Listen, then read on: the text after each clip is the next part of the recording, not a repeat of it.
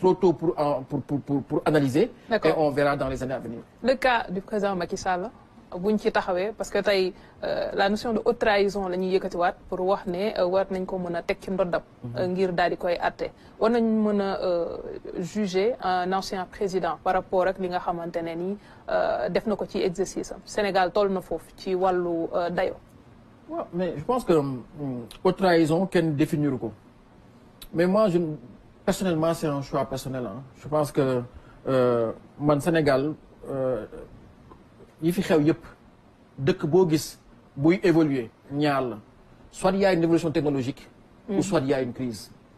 yàlla dimbali ñu ba amuñu fi yenn musiba yi Sénégal amul génocide amul guerre dans certains pays acteurs politiques dañuy rayante la Côte d'Ivoire tey ñu ngi naaw ils sont à plus de 10% de croissance mais ils sont passés par une guerre civile avec des milliers de morts fii Sénégal c'est vrai qu'il y a des morts c'est dommageable c'est amoon na en 2012 c'est pour ça qu'il faut dialoguer mais tey toog di xeex ak un président il faut savoir aussi c'est quoi un président de la République Macky Sall a dirigé ce pays pendant 12 ans mais Macky Sall est au cœur de l'État depuis 2002 ça veut dire que Macky Sall ça fait 20 ans qu'il est au cœur de l'État bu fekkee yow da nga dox ci kaw Macky Sall ne da nga koy toroxal Macky Sall dox ci sa kaw ne man damay défendre sama bopp mais Macky Sall am na lu mu xam ci réew mi de réew mi du lépp la ñëpp xam am na loo xam ne bu ñu ko waxoon réew mi tas am na bu ñu ko waxoon réew mi toj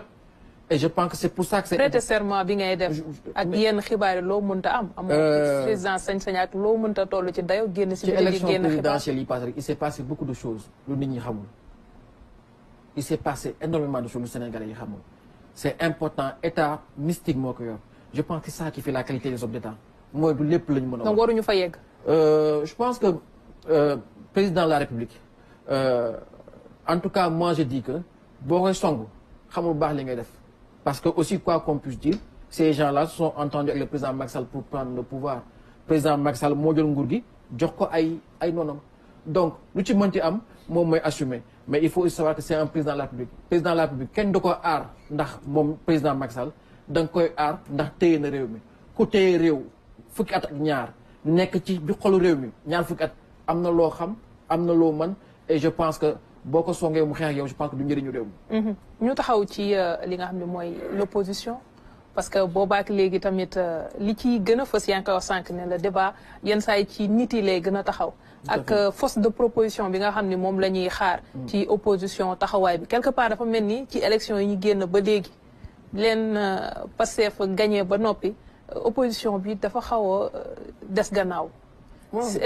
waxtaan moo ñàkk xoolaat taxawaay bi wala qu'est-ce qui se passe en fait. Adam ñàkkul def ginnaaw pour man nit ñi ñoo yàkkamti rek nit ñi dafa mel ni Sénégal dañuy compartimenter léegi bu Pastef ñëwee rek ñu ne Sénégal commencé na à partir de Pastef dafa mel ni bi Macky Sall ñëwee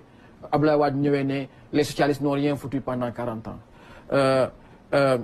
bi fi Abdoulaye Wade nekkee ñun ñu nekkoon ay jeunes socialistes dugg mais 2000 ba 2004 2005 loo wax ñu la bàyyil góor gi mu liggéey.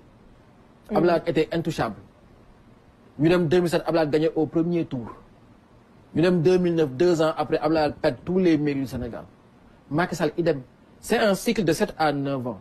Macky Sall bi muy egsi daanaka de 2000 à 2004 Macky était intouchable benn défaite la Macky am muy élection locale yi mu am mais bi mu demee il a gagné au premier tour avec des élections quasiment yu nga xamante ne bu fekkoon ne tëjuñu Karim exilé wuñu Karim Wade tëjuñu Khalifa Sall Macky Sall deful élection te ne da ngeen dégg bu Abdallah mu génn ne y aura pas plus de 5 candidats des élections qui ont été arrêtées dañ ko organiser de manière calculée pour que résultat bi mën nekk lii la seule surprise mooy que Pastef bi ñëw def 15%. Donc il y a ce cycle là incompressible de 3 4 5 ans bu nga xamante ne l'opposition prend du temps à se refaire li ma xaw jaaxal kay man moi je trouve que réew nguur gi seen nguur dafa tàng trop pour 1 an. dafa tàng trop pour 1 an il y a trop de problèmes et jógoo sax si acteurs politiques yi tu te rends compte yéen avec 3 ou 4 chroniqueurs vous avez tous les problèmes du monde qu'est-ce que ça va être le jour où l'opposition sera en face de vous Donc je pense qu'aujourd'hui, et je félicite l'opposition parce qu'il y a... L'opposition, non, non, je pense que moi je rends hommage à l'opposition. C'est des postes de dignité. C'est qui finalement? C'est tous les gens. Quand porte étendard qui l'Assemblée nationale, c'est total ça, Abdoumbo, mais qui incarne finalement l'opposition? Le plus important, moi, que l'opposition a un groupe parlementaire à l'Assemblée. À chaque fois qu'il y a une loi, on a des débats de qualité. Il y a des parlementaires qui ont été élus au plus fort, qui font de très bon travail. Moi, je les félicite. C'est Tafti Sol, c'est Tiano Alsan Sal, c'est d'autres gens qui vont arriver. Oui. Et en fonction de l'évolution du champ politique, dans 2 ans, 3 ans, après les élections locales, on aura une stabilité et on verra le champ politique qui va se réunir. Aram, dans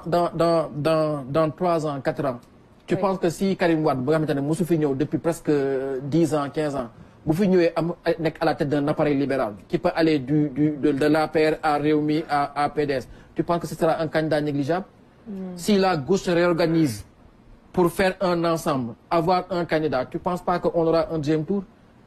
Qu'est-ce qui va être dans 5 ans? Est-ce que ce sera Diomaye qui va revenir ou est-ce que ce sera Sonko pour fédérer son électorat qui va revenir?